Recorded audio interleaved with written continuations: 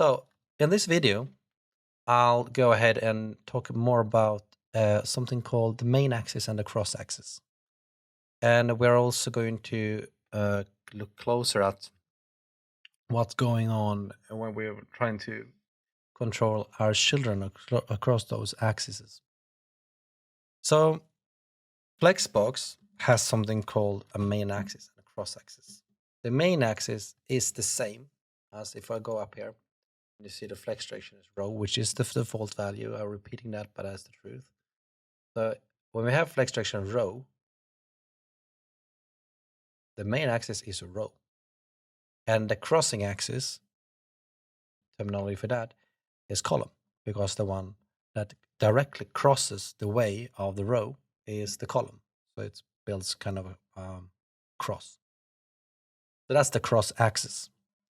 And when you talk about flexbox, that makes sense, a lot of sense, because there are main axis and a cross axis. And we're soon going to understand the very idea of changing those things and like depending on there being a main axis and a cross axis. It's actually a part of the responsive behavior of flexbox, which is great, sometimes extremely annoying, but also sometimes extremely great. As I said before, everything depends on the use case. So I'll go down here, and then we start by looking at this one as well. You see we have grid outflow column. Could you call this the main axis? Yes. But if I actually had something more here, I could have actually have two main axes, because this is a two-dimensional layout. Like I said previously, CSS grid is dependent on two-dimensional thinking, while Flexbox is a one-dimensional thinking, which can make it look like a two-dimensional, but it's still one-dimensional. So actually, there are two main axes. Both of the axes are the main axis. It can be seen as the main axis all the time, which can be very helpful, but also very confusing at times. It depends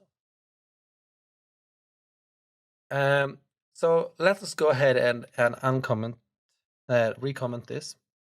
No, comment this up here. Now save. You see, we go back to the original state where we have no flexbox whatsoever, and now we attack this by adding flexbox again. Save, and we see that we have flexbox up here. And let us revisit the code, and you see the repetition here. We are enabling flexbox. We can use these functionalities. Now we're saying flex direction of rho, which is now we can interpret it as being the main axis. We can also call it the main axis is rho. Now, and just to be sure you understand, main axis. That is what I'm saying. Okay. The main axis is rho. And then we can encounter this one again, which says items are not allowed to grow. If a value space is there, they're not allowed to grow. So you see that the same as up here. Nothing has changed really. And then it says something entirely different. It says flex spaces 25%. So what flex spaces is kind of easy to explain at the beginning, because it is in its very core. It is very much the same thing as saying this, like saying width 25%.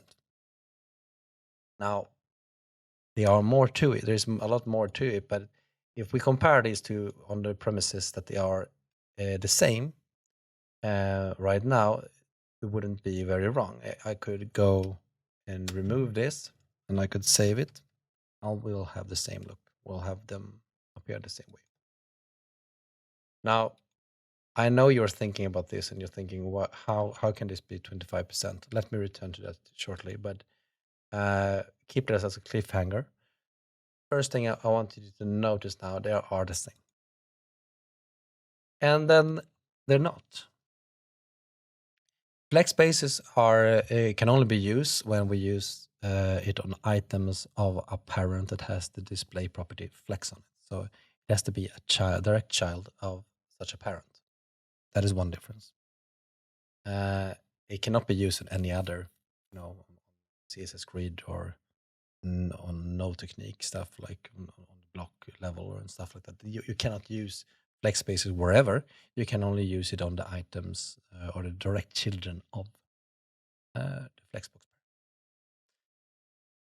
That is one difference. That is a very, very small difference, though. The large difference I would like to post out is that it is always winning over this. So if both are stated, this was the one that's going to be used. So that's also important to know. And then there's this thing we talked about earlier called main axis and cross axis. Now, this really changes everything when you think about it. Flex spaces can become a height. What? You say. Yeah, it really depends. If this is treated as a width or a height. If I'm looking at this and say it's flex direction row, yeah, it's going to accept this and say a flex direction row. Therefore, this is the main axis. So it will treat flex spaces as a width because it's on the width of the screen. So this one goes in a row. Therefore, this one is a width. Whereas this one is a column. Now it will be 25% in the other direction. Now there is no percentage here that can take into account because the size of the screen, well, we have no fixed size of the container, which I rarely do have actually. Almost never use this. But if I had a fixed size of this container that contains all of this, let's say I do this like this. Say I have a height, which is not a good practice, but I'll do this anyway. 2000 pixels. And then I save. Now what they're going to do is they are trying to take 25% each of that height. Now we know all of us when we think about it, that is not true. They don't do that. Well, we've gotten to the cliffhanger right now. I'm going to return here and explain to you why it is not doing that. I can also remove the width as well. Now, Flexbox is a one-dimensional thing. I said it and you've seen it. It can be lying in a row or in a column. Now, can also wrap. And wrapping is what we're going to look at in the future down here, level 7. And what's going on when we wrap it is that we allow it to come to the next size. We can peek at what's going on there. Just go flex wrap. I'll return to it in the next video, but just to show you. Right now, the default value is no wrap. We do not allow it to wrap, which means we cannot start again on the line below. But if we do allow it to wrap, suddenly it can take up the space we said. It takes up 25% because it's a fourth. See? And now we can start to interpret this as being something of somewhat two-dimensional, even though it follows a one-dimensional rule, where it's going to go by one line, and then only wrap when that line is ended, and then it goes to the next line, so on.